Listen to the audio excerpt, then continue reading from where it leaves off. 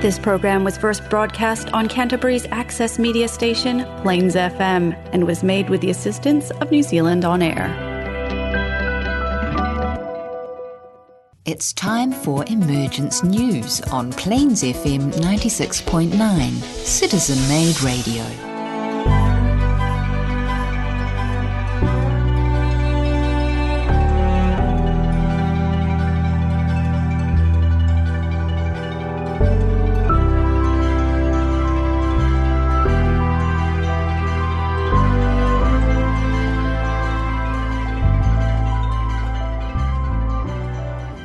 Kia ora and welcome to Emergence News. My name is Nigel and joining me on the program today is Peter and John.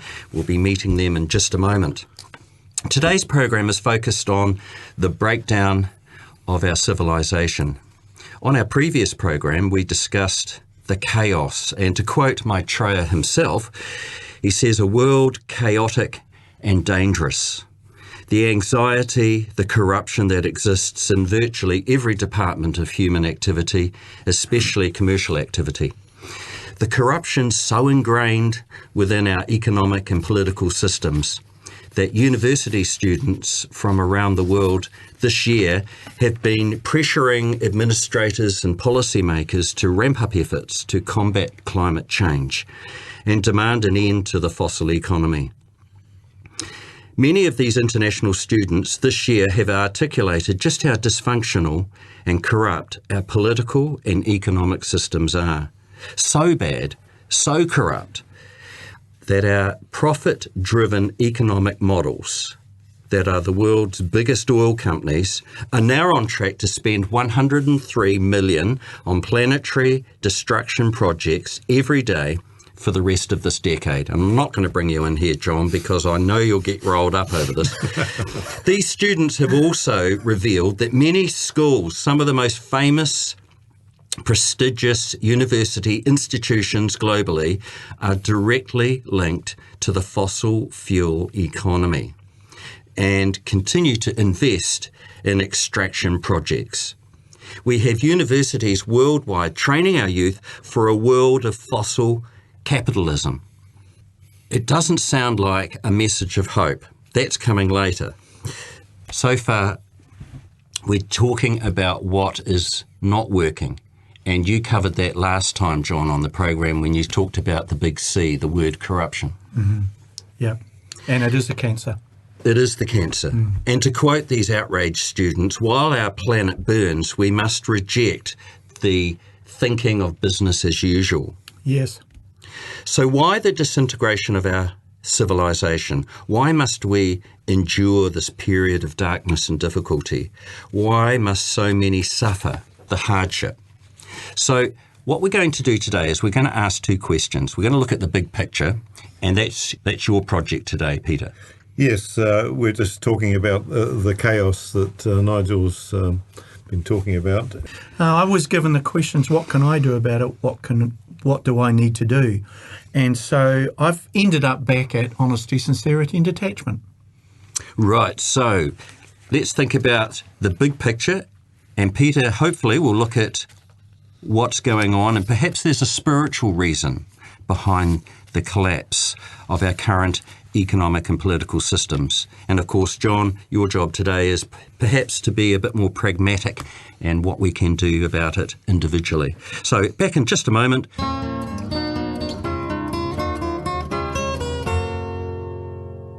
Well, the spiritual reason behind the collapse of our civilization is my task today. The end of an age brings chaos because the energies are so different. The sixth ray of devotion and fanaticism is fast fading as the seventh ray of ceremonial order and magic gains in strength, bringing in the age of Aquarius. This brings understanding of the etheric body, new forms of healing and treatment, including acupuncture that we know and various other forms of healing, relating the spiritual life to the physical, and many new revelations about our spiritual life. And in fact, the seventh ray is actually bringing these two closer together so we can see why things are happening, because we've become aware of the etheric body.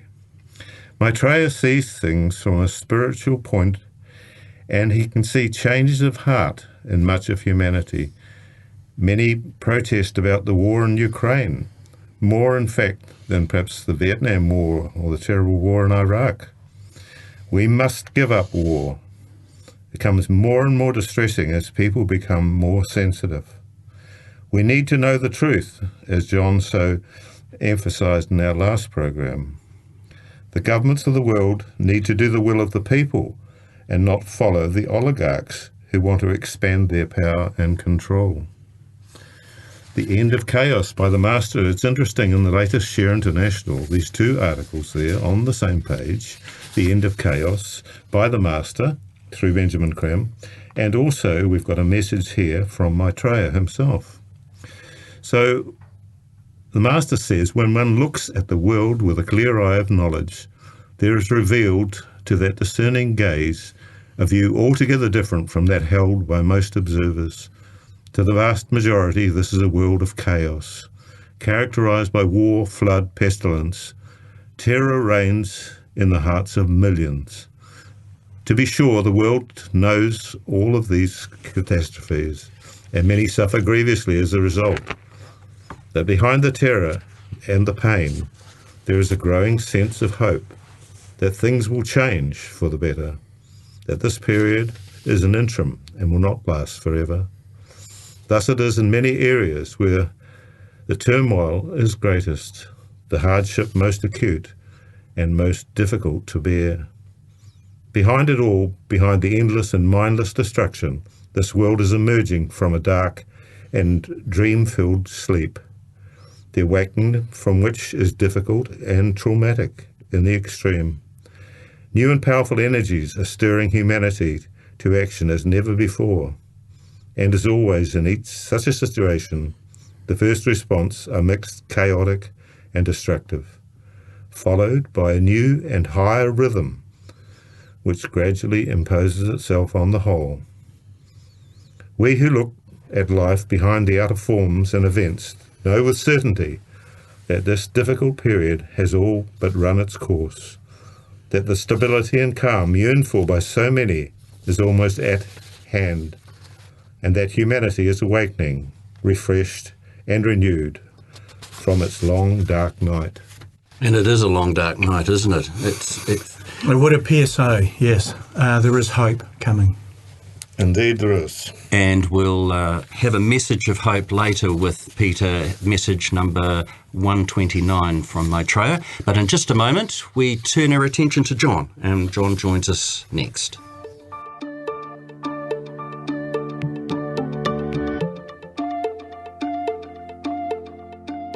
Thanks, guys. I was given the questions, what can I do about it? What do I need to do? But I'd have to say, this is confession, I'm very comfortable with the idea of the breakdown of our civilization.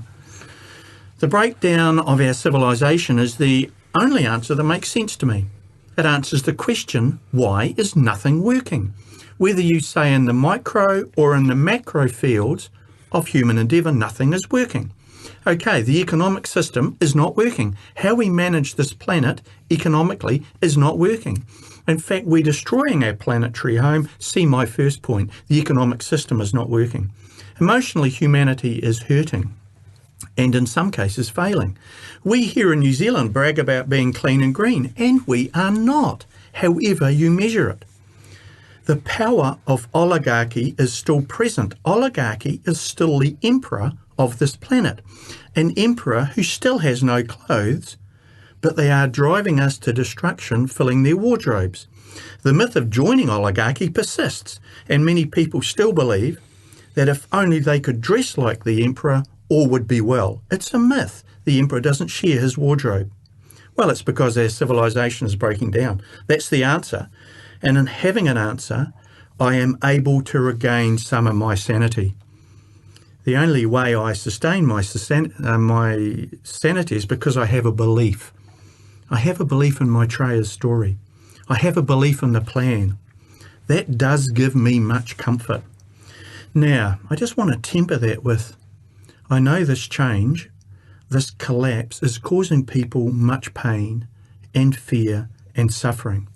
I know that people are dying unpleasant deaths as this process works out. So I don't want to diminish those experiences. However, what can I do about it? What do I need to do? To answer these questions, my first thought was, and we discussed this in the program in September, message number 11, who am I? Because then I know what makes me well. Because I need to be well, however you define well, to face the challenges of this coming time. Secondly, and we've discussed this in previous programs, finding your role or your mission or your purpose is a long way on that journey to wellness and finally evolution, to being a better human actually. So I'm back to who am I? And if I can answer that, I can answer the first two questions that Nigel has posed. The Master DK, and I'm not sure I'm quoting him verbatim, has said, the greatest service you can do for humanity is to control your astral nature. So in other words, your emotions. Okay, I've got who am I to lead me to wellness, and secondly, we have manage your emotions to contribute to humanity. Now we're on to something, because I can answer any thoughts around mission. I need to start discovering who am I. To do that, I need to start managing my emotions. So I went to a question and answer session in the latest share, the same one Peter's talking about, with BC, Benjamin Creme. He's asked the question, how can we get rid of negative tendencies and repressed emotions from the past? And if you look at the last 2 years on planet Earth, it's been dominated by fear, right? Fear, misbelief, anger, frustration, a lot of negative tendencies. Here's Benjamin Creme. He starts by realigning our identification.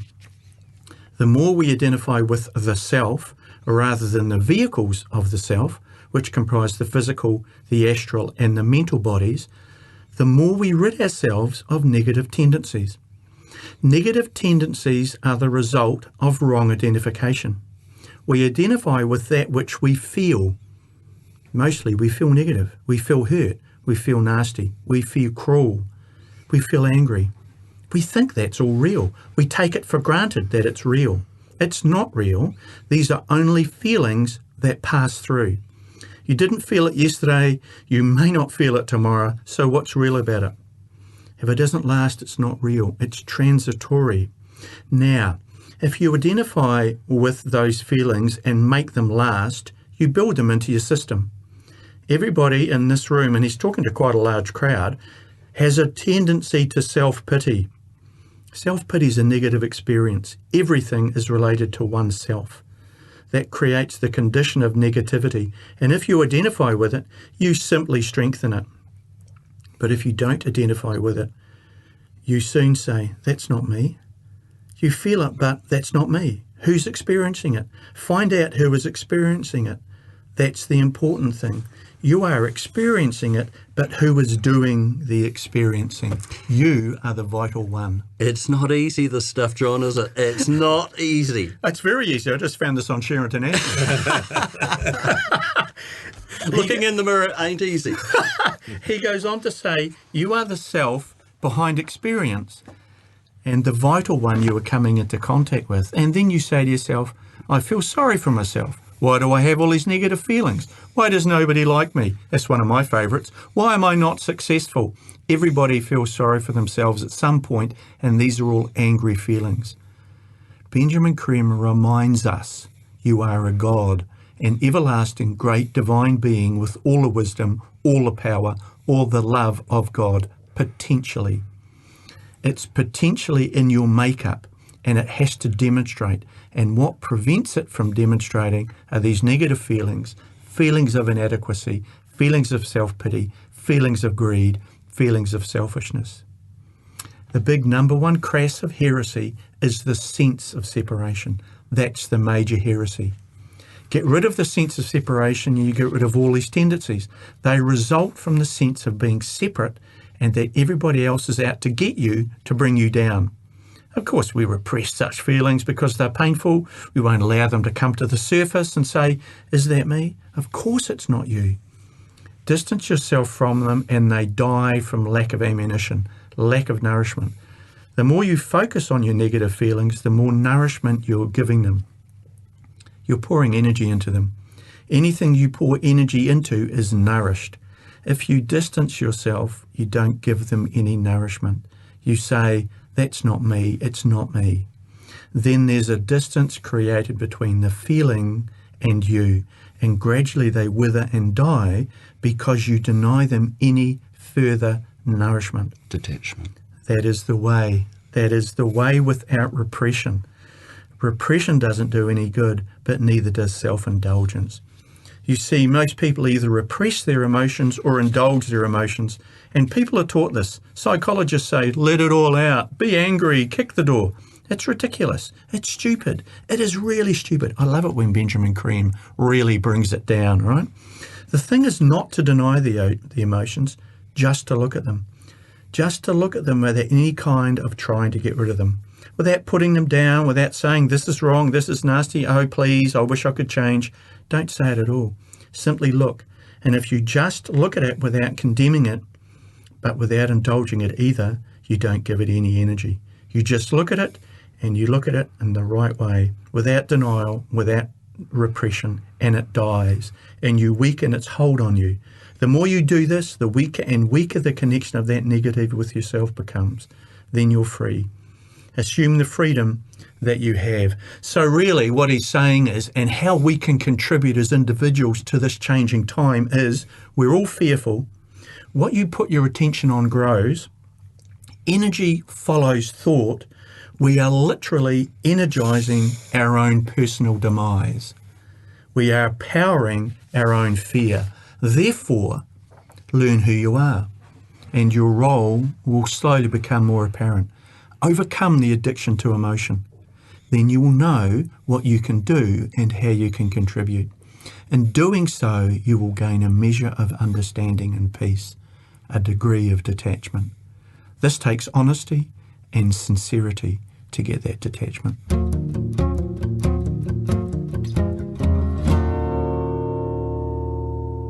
Look, thanks for that, John, and it's always good to be able to consider what we can do as an individual. Look, for example, we've got corruption, we've got widespread pollution in the air, seas and soil, but guess what? Maitreya says our biggest problem is complacency. You know, that attitude, I'm all right, Jack.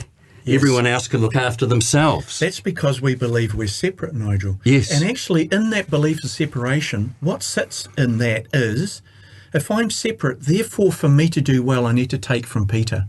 For me to do well, I need to take from you, because that idea of separation supports the idea of competition. And competition supports doing whatever you can to get ahead. You know, that famous saying which just turns me off is, don't take it personally, it's only business. Right? As I'm demolishing your family, demolishing your lifestyle, shutting down your culture, demolishing the history of your nation, don't take it personally. It's only business. Right? Separation drives that attitude. All right, Peter. Speaking of Maitreya. Great. You've got a message from Maitreya. Yes, as we've talked before, he gave 140 messages through Benjamin Cream. And this one is particularly apt, message number 129. And of course, he uses this mental overshadowing that he uses Benjamin Cream's actual voice, but he sounds actually nothing like Benjamin Cream, does he? You know, when he's talking, he's it's amazing. Although he's using his voice box, if you like, but he sounds completely different. And he speaks very slowly and very deliberately. And there's a rhythm to it, isn't And there? there's a metric rhythm. And if you actually time some of his messages, some of them are actually up to about 9 minutes, whereas we would say them in about 3 minutes. I mean, we're just so different, so in a hurry, aren't we? We're trying to do everything in a different rhythm altogether. Anyway, message number 129 from Maitreya. My dear friends, once again, I am happy to be with you in this fashion. My friends, I am glad indeed with the response of mankind. Many see around them a world chaotic and dangerous, and rightly so. Nevertheless, within the maelstrom of this apparent chaos is a still centre of calm, generating hope and change. My friends, were you to see it as I do, the changes now occurring, your hearts would leap gladly, as does mine. For throughout the world today, man is awakening to change, bringing to the fore the new thoughts and ideals which now grip men's hearts. Many of you are aware that much of good takes place in the world, yet hidden from you still are profound effects of my work. Be therefore joyful and glad indeed. Spread widely the rhythm and light of joy, and awaken in all you meet response to these glad tidings. My friends, much remains to be done. Much of weight engages my attention. Many are the problems awaiting solution. Nevertheless, great are the strides already made. Know this to be true and act accordingly. When you see me, you will hear anew the old truths. From me will come the enunciation of the true relation of man to God. Knowing this, those who respond shall go forward into that divinity. Make it your task to teach the others. Tell them what you know of love and truth. Tell them that the manifestation of love is a sure path to God. This simple truth underlies all I teach. Wait for me a little longer. See me as your brother and friend. Know me as your guide and hope for the future. Trust me and love me as a brother. Know me as the manifestation of the love of God. Prepare to see me soon. Prepare to work with me. Prepare to tell the world that you believe that I, Maitreya himself, am now among you. Do this for me, my friends, and enter into life. May the divine light and love and power of the one most holy God be now manifest within your hearts and minds. May this manifestation lead you to help the needy of the world. All this information can be found on the Share International website, www.share-international.org, and also don't forget the podcasts, which are available on the Plains FM website. We welcome your comments, questions and feedback. Please contact us at emergencenews@gmail.com.